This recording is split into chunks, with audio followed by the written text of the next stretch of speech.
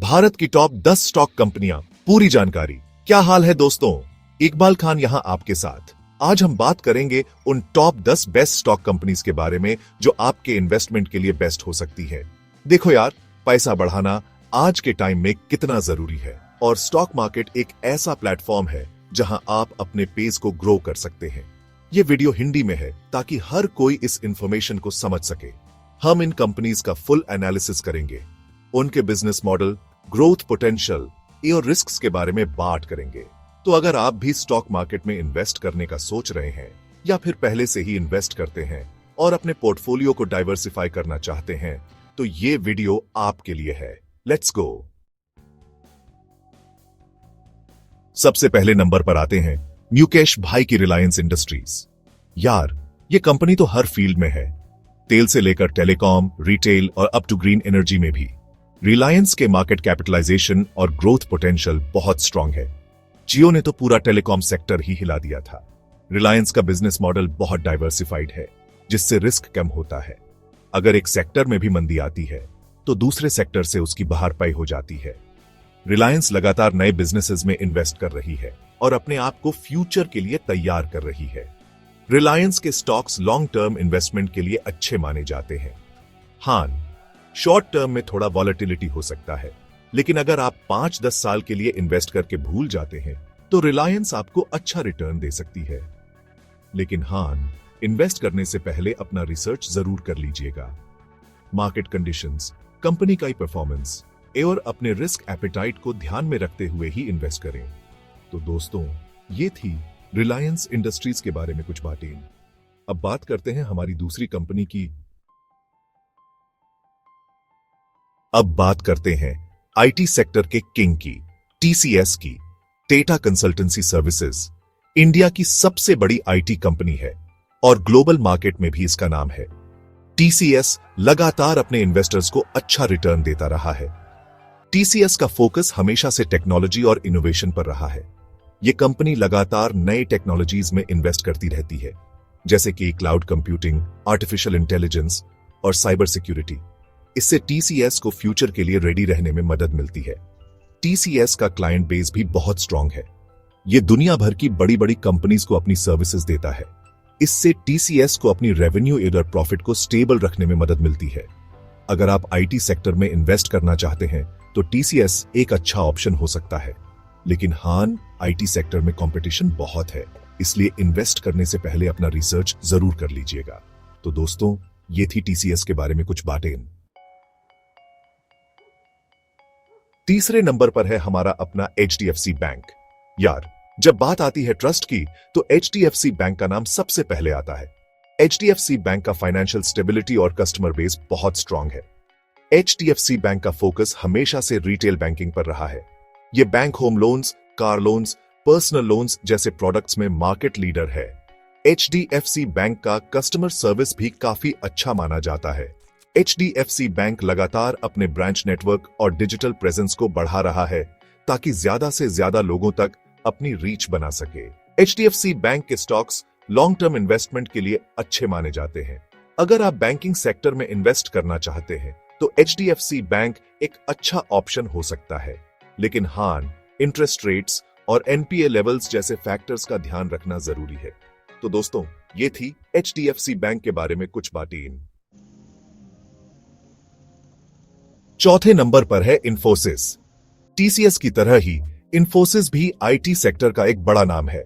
इंफोसिस का global presence और innovation capabilities काफी इंप्रेसिव हैं। इंफोसिस दुनिया भर की कंपनीज को आईटी सर्विसेज देता है। इंफोसिस का focus digital transformation, cloud computing और डेटा एनालिटिक्स जैसे एरियाज पर है। इंफोसिस लगातार अपने आप को नए टेक्नोलॉजीज के साथ अपडेट कर रहा है ताकि वो अपने क्लाइंट्स को बेस्ट सर्विसेज दे सके। इंफोसिस के स्टॉक्स भी लॉन्ग टर्म इन्वेस्टमेंट के लिए अच्छे माने जाते हैं।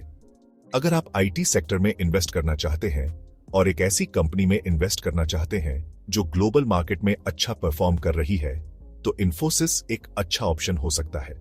तो दोस्तों, ये थी इंफोसिस के बारे में कुछ बातें। पांचवें नंबर पर है हिंदुस्तान यूनिलीवर। यार, HUL के प्रोडक्ट्स तो आप सबने जरूर यूज किए होंगे।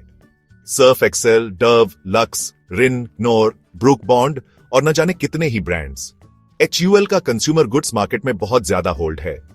HUL का बिजनेस मॉडल बहुत सिंपल है। ये ऐसे प्रोडक्ट्स बनाते हैं जो हर घर में यूज होते हैं।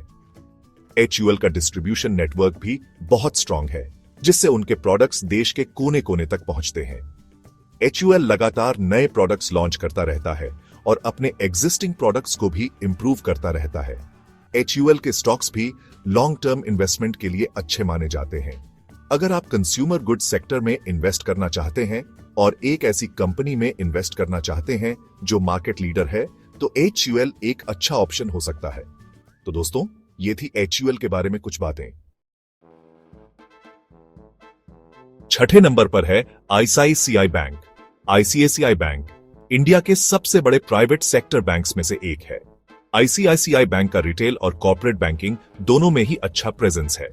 ICICI बैंक लगातार अपने डिजिटल प्लेटफॉर्म को इंप्रूव कर रहा है ताकि कस्टमर्स को बेटर एक्सपीरियंस मिल सके। ICICI बैंक का फोकस टेक्नोलॉजी और इनोवेशन पर है। ICICI बैंक के स्टॉक्स भी लॉन्ग टर्म इन्वेस्टमेंट के लिए अच्छे माने जाते हैं। अगर आप बैंकिंग सेक्टर में इन्वेस्ट करना चाहते हैं और एक ऐसी कंपनी में इन्वेस्ट करना चाहते हैं जो कॉर्पोरेट और रिटेल दोनों सेगमेंट्स में अच्छा परफॉर्म कर रही है, तो ICICI बैंक एक अच्छा ऑप्शन हो सकता है। लेकिन हां, बैंकिंग सेक्टर में कंपटीशन बहुत है, इसलिए इन्वेस्ट करने से पहले अपना रिसर्च जरूर कर लीजिएगा। तो दोस्तों, ये थी ICICI बैंक के बारे में कुछ बातें। सातवें नंबर पर है कोटक महिंद्रा बैंक। कोटक महिंद्रा बैंक ने पिछले कुछ सालों में काफी तेजी से ग्रोथ किया है। कोटक महिंद्रा बैंक का रोबस्ट फाइनेंशियल परफॉर्मेंस और कस्टमर सर्विस काफी अच्छा माना जाता है। कोटक महिंद्रा बैंक का focus retail banking, SME banking और वेल्थ मैनेजमेंट पर है। कोटक महिंद्रा बैंक लगातार अपने ब्रांच नेटवर्क और डिजिटल प्रेजेंस को बढ़ा रहा है। कोटक महिंद्रा बैंक के स्टॉक्स भी लॉन्ग टर्म इन्वेस्टमेंट के लिए अच्छे माने जाते हैं। अगर आप बैंकिंग सेक्टर में इन्वेस्ट करना चाहते हैं और एक ऐसी कंपनी में इन्वेस्ट करना चाहते हैं जो तेजी से ग्रो कर रही है, तो कोटक महिंद्रा बैंक एक अच्छा ऑप्शन हो सकता है। लेकिन हां, कोटक महिंद्रा बैंक का वैल्यूएशन थोड़ा हाई है, इसलिए इन्वेस्ट करने से पहले अपना रिसर्च जरूर कर लीजिएगा। तो दोस्तों, ये थी कोटक महिंद्रा बैंक के बारे में कुछ बातें। Chapter 8, Larsen and Toubro, infrastructure का सिंहासन। 8वें नंबर पर है लार्सन एंड टुब्रो, यानी कि L&T। यार, जब बात आती है इंफ्रास्ट्रक्चर की, तो L&T का नाम सबसे पहले आता है। L&T इंफ्रास्ट्रक्चर और इंजीनियरिंग सेक्टर का एक बहुत बड़ा नाम है।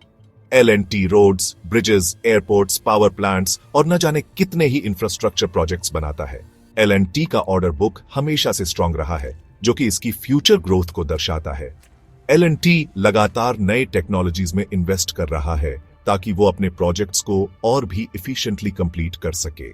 L&T के स्टॉक्स भी लॉन्ग टर्म इन्वेस्टमेंट के लिए अच्छे माने जाते हैं। अगर आप इंफ्रास्ट्रक्चर सेक्टर में इन्वेस्ट करना चाहते हैं और एक ऐसी कंपनी में इन्वेस्ट करना चाहते हैं जो इंडिया की ग्रोथ स्टोरी का हिस्सा है, तो L&T एक अच्छा ऑप्शन हो सकता है। तो दोस्तों, ये थी L&T के बारे में कुछ बातें। Chapter 9, Bharti Airtel, connecting India. 9वें नंबर पर है भारती एयरटेल। यार, एयरटेल के बारे में कौन नहीं जानता। एयरटेल इंडिया की सबसे बड़ी टेलीकॉम कंपनीज में से एक है। एयरटेल लगातार अपने नेटवर्क कवरेज और सर्विसेज को इंप्रूव कर रहा है। जियो के आने के बाद टेलीकॉम सेक्टर में काफी कंपटीशन बढ़ गया है, लेकिन एयरटेल ने अपनी पोजीशन को मेंटेन रखा है। एयरटेल का फोकस 4G और 5G सर्विसेज पर है। एयरटेल लगातार नए प्लान्स और ऑफर्स लॉन्च करता रहता है ताकि कस्टमर्स को अट्रैक्ट कर सके। एयरटेल के स्टॉक्स भी लॉन्ग टर्म इन्वेस्टमेंट के लिए अच्छे माने जाते हैं। अगर आप टेलीकॉम सेक्टर में इन्वेस्ट करना चाहते हैं और एक ऐसी कंपनी में इन्वेस्ट करना चाहते हैं जो मार्केट लीडर है, तो एयरटेल एक अच्छा ऑप्शन हो सकता है। तो दोस्तों, ये थी एयरटेल के बारे में कुछ बातें। चैप्टर 10, एशियन पेंट्स, हर घर कुछ कहता है। और आखिर में नंबर 10 पर है एशियन पेंट्स। यार, जब बात आती है पेंट्स की, तो एशियन पेंट्स का नाम सबसे पहले आता है। एशियन पेंट्स का मार्केट शेयर और ब्रांड वैल्यू बहुत ज्यादा है। एशियन पेंट्स सिर्फ पेंट्स ही नहीं, बल्कि होम डेकोर प्रोडक्ट्स भी बेचता है। एशियन पेंट्स का डिस्ट्रीब्यूशन नेटवर्क भी बहुत स्ट्रांग है। जिससे उनके प्रोडक्ट्स देश के हर हिस्से में पहुंचते हैं। एशियन पेंट्स लगातार नए प्रोडक्ट्स लॉन्च करता रहता है और अपने एग्जिस्टिंग प्रोडक्ट्स को भी इंप्रूव करता रहता है। एशियन पेंट्स के स्टॉक्स भी लॉन्ग टर्म इन्वेस्टमेंट के लिए अच्छे माने जाते हैं। अगर आप कंज्यूमर गुड सेक्टर में इन्वेस्ट करना चाहते हैं और एक ऐसी कंपनी में इन्वेस्ट करना चाहते हैं जो मार्केट लीडर है, तो एशियन पेंट्स एक अच्छा ऑप्शन हो सकता है। तो दोस्तों, ये थी एशियन पेंट्स के बारे में कुछ बातें। तो बस ये थी भारत की टॉप 10 स्टॉक कंपनियां। तो दोस्तों, ये थी टॉप 10 बेस्ट स्टॉक कंपनीज जो आपके इन्वेस्टमेंट के लिए बेनिफिशियल हो सकती हैं। याद रखिए, स्टॉक मार्केट में इन्वेस्ट करना रिस्क से खाली नहीं होता है। इन्वेस्ट करने से पहले अपना रिसर्च जरूर करें और अपने फाइनेंशियल एडवाइजर से जरूर बात करें। अगर आपको यह वीडियो पसंद आई हो तो लाइक और सब्सक्राइब जरूर करें। और हां, कमेंट्स में जरूर बताएं कि आपका फेवरेट स्टॉक कौन सा है और आप किस कंपनी में इन्वेस्ट करना पसंद करेंगे। तो मिलते हैं अगले वीडियो में एक नए टॉपिक के साथ। तब तक के लिए कीप लर्निंग, कीप इन्वेस्टिंग और कीप ग्रोइंग।